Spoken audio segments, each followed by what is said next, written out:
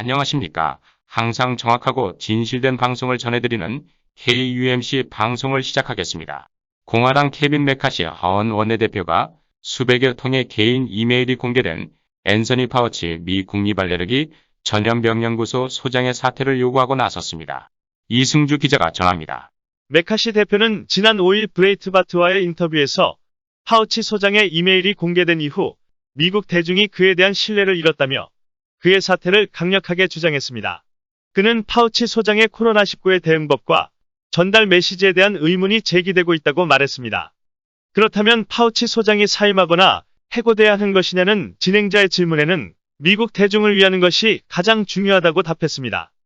지난주 파우치 소장이 미 보건 당국자들과 주고받은 3,000페이지 이상의 이메일이 공개된 가운데 코로나 사태 초반에 제기된 우한연구소의 유출설이 보건 당국 등에 의해 축소, 은폐된 것으로 나타나 논란이 되고 있습니다.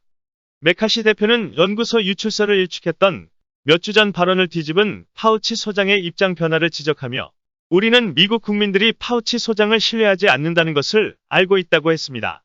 이번 코로나19 전염병으로 수십만 명의 미국인이 사망한 가운데 특정 입장을 취하면 코로나19의 진상을 규명할 수 없다고도 꼬집었습니다. 또 유출 기원을 규명하려면 개개인을 믿어야 한다면서 무슨 일이 일어났는지 누가 언제 무엇을 알고 있는지 알아야 한다고 촉구했습니다. 이어 보건당국자들이 정치적 입장은 제쳐두고 미국인을 위한 좋은 메시지를 제공할 필요가 있다고 강조했습니다. 메카시 대표는 세계보건기구가 중국의 입맛에 따라 입장을 변화하는 것을 두고 이는 잘못된 방향이며 미국인 그 누구도 진상규명을 믿을 수 없다고 본다고 평가절하를 했습니다. 또 그는 국민의 신뢰를 저버린 파우치 소장이 자신의 입장을 고수해선 안 된다고 했습니다. 그러나 파우치 소장은 이번 이메일 논란에 대해 과학에 대한 공격이라며 반박하기도 했습니다. 세상의 의학자는 자기 혼자만 있는 양, 과학 운운하는 모습에 많은 미국인들은 파우치 소장의 뻔뻔함을 지적하기도 했습니다. 이승주였습니다. 다음 소식입니다. 다시 주목받는 하이드록시클로로퀸의 효과에 대해 하이드록시클로로퀸 코로나에 거의 확실히 효과 있다는 파우치 소장 이메일을 두고 미국 사회가 논쟁에 휩쓸리고 있습니다. 이명희 기자가 전합니다. 지난주 워싱턴 포스트와 버즈피드가 공개한 앤서니 파우치 미국 국립알러지 전염병연구소 소장의 이메일 가운데 그가 하이드록시클로로퀸이 코로나 치료와 예방에 효과가 있다고 밝힌 사실이 드러나면서 논란이 커지고 있습니다. 파우치 소장은 지난해 코로나 치료에 하이드록시클로로퀸을 처방하는 것을 강력히 반대했었습니다. 그러나 하이드록시클로로퀸은 세계적으로 널리 사용하는 말라리아 예방약입니다. 나온 지 80년도 더 된 약으로 이제는 아동이 사용해도 부작용이 없을 정도로 안전해지기도 했습니다. 미국에서는 지난해 4월 이 약을 코로나 예방과 치료에 사용하는 것을 두고 논란이 일었었습니다. 워싱턴 포스트가 지난 6월 1일 공개한 파우치 소장의 이메일 가운데는 당시 그가 미시간주 프레드 업튼 하원 의원과 하이드록시클로로퀸의 약효와 관련해 주고받은 내용도 있었습니다. 업튼 의원은 지난해 4월 10일 하이드록시클로로퀸이 코로나 바이러스 치료에 효과가 있느냐고 파우치 소장에게 메일을 보냈습니다. 파우치 소장은 답장에서 거의 확실히 그렇다. 어머스웨이리어스하고 답한 뒤 하지만 최종 결론을 내리기에 충분한 데이터가 없다고 덧붙였습니다. 신문은 당신은 하이드록시클로로퀸이 코로나를 치료한다는 증거가 부족함에도 도널드 트럼프 대통령이 이를 코로나 치료제로 적극 추천한 때였다고 설명했습니다. 업튼 의원은 지난 1월 트럼프 대통령 탄핵 시도 당시 탄핵에 찬성한 공화당 하원 의원 가운데 한 명이었습니다.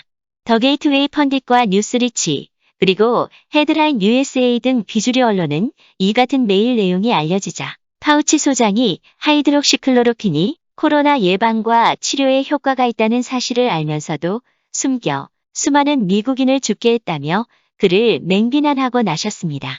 더 게이트웨이 펀딧은 파우치 박사와 질병통제예방센터 CDC가 하이드록시클로로퀸을 코로나 치료와 예방에 사용하는 것을 막아 수십만 명의 무고한 미국인이 죽었다고 주장했습니다. 뉴스리치는 파우치 박사는 15년 전 코로나 바이러스가 원인인 급성 중증 호흡 기증후군인 샤스 확산 때는 하이드록시클로로퀸이 바이러스를 완벽하게 없앤다며 사용을 권장했는데 같은 바이러스와 증세인 2020년 신종 코로나를 두고는 왜 태도가 180도 바뀌었는지 모르겠다고 지적했습니다.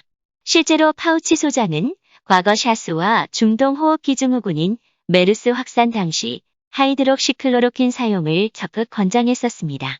비주류 언론들의 보도 이후 SNS에서 파우치 소장을 향한 비난 여론이 조성되자 몇몇 주류 좌파 언론들은 이메일은 파우치 소장이 거짓말을 했다는 증거가 안 된다고 반박하고 파우치를 두둔하고 나섰습니다. 하이드록시클로로킨이 코로나를 치료하고 예방한다는 주장은 지난해 2월 중국 우한 지역 보건기관들의 권고에서도 나왔습니다. 이후 세계 각국의 의사들이 코로나 예방과 치료에 관한 연구를 시작했고 3월 하순부터 긍정적인 결과가 나왔습니다. 트럼프 대통령은 이를 두고 백악관 브리핑에서 코로나를 막을 게임 체인저라고 주장했었습니다. 그러자 파우치 소장이 즉각 나서서 그런 주장을 할 만한 충분한 근거가 없다며 트럼프 대통령에게 면박을 줬습니다. 이후 트럼프 측근과 파우치 소장과 대립이 격해졌습니다. 지난해 4월 5일 백악관 회의가 정점이었다고 언론들은 밝히고 있습니다. 당시 상황을 보도한 악시오스에 따르면 백악관 코로나 대책회의에서 피터 나바로 백악관 무역, 제조업 담당 국장과 파우치 소장 간에 설전이 벌어졌다고 보도했습니다. 설전은 스티븐 한 식품의약국 FDA 국장이 하이드록시클로로킨과 관련해 설명하면서 시작됐습니다. 스티븐 한 국장은 실제 상황과 실험 결과에는 차이가 있다고 애매모호한 말로 설명했습니다. 이때 트럼프 대통령의 측근인 나바로 국장이 나서서 서류 한 뭉텅이를 테이블에 올려놓으며 해외 연구 사례들을 살펴보니 대부분 하이드로클로로킨이 코로나 치료에 효과가 있었으며 서류 한 뭉텅이를 가리키며 이게 그 증거라고 주장했었습니다. 그러자 파우치 소장이 나서서 하이드록시클로로킨의 치료 효과는 과학적으로 입증할 만한 수준이 아니다라고 반박하며 스티븐 한 FDA 국장 편을 들었습니다. 나바로 국장은 물러서지 않았습니다. 자신이 책상에 올려놓은 서류 더미를 가리키며 저게 과학적 증거라고 반박했습니다. 그러면서 당신은 중국발 여행객 입국 금지가 효과가 없다고 말했던 사람이 아니었느냐고 지적했습니다. 이 말에 파우치 소장은 당황한 모습이었다고 악시오스는 보도했습니다. 설전은 마이크 펜스 부통령이 중재하면서 멈췄지만 하이드록시클로로킨을 대상으로 한 파우치 소장의 부정적 의견은 이후로도 계속 이어져 지금까지 계속되어 오고 있습니다.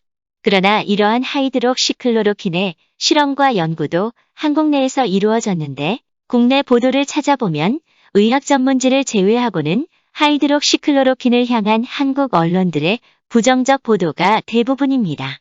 그러나 실제로 미국에서는 하이드록시클로로킨의 효과를 두고 찬반이 갈렸습니다. 시크릿 코리아를 운영하는 재미 언론인 안치홍 씨는 지난해 4월 기사에서 카론 위첸 미시간주 하원 의원의 경험담을 소개했습니다. 그의 발언 속에 하이드록시클로로킨이 나를 살렸다. 약을 먹은 지 2시간도 채 되지 않아 편하게 숨을 쉴 수 있는 등 증세가 호전됐다. 내가 민주당 소속이지만 트럼프 대통령의 하이드록시클로로킨 사용 주장에는 동의한다고 위챗 의원은 밝혔습니다. 위챗 의원은 코로나에 감염돼 사경을 헤매다 완치됐다고 안 씨는 설명했습니다. 트럼프 대통령이 당신 목숨을 살렸다고 생각하느냐는 질문에 위챗 의원은 그렇다. 그가 나를 살린 데 감사를 표한다고 답했다고 합니다. 또 있습니다. 한국계 영화배우 데니얼 김 또한 하이드록시클로로킨과 아지스로마이신 처방을 받고 완치됐다며 의사에게 감사를 표하는 영상을 지난해 3월 22일 올렸습니다. 국내에서도 하이드록시클로로킨이 코로나 예방에 효과가 있다는 연구 결과가 있습니다.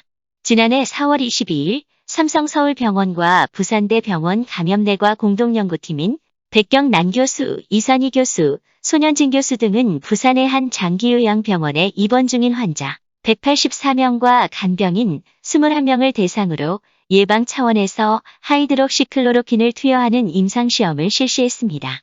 대상 환자 가운데 47.7%는 치매를 앓았고 모두 1개 이상의 기저질환이 있었습니다. 연구팀은 2월 26일부터 하루 1회 400mg의 하이드록시클로로킨을 14일 동안 투여했습니다.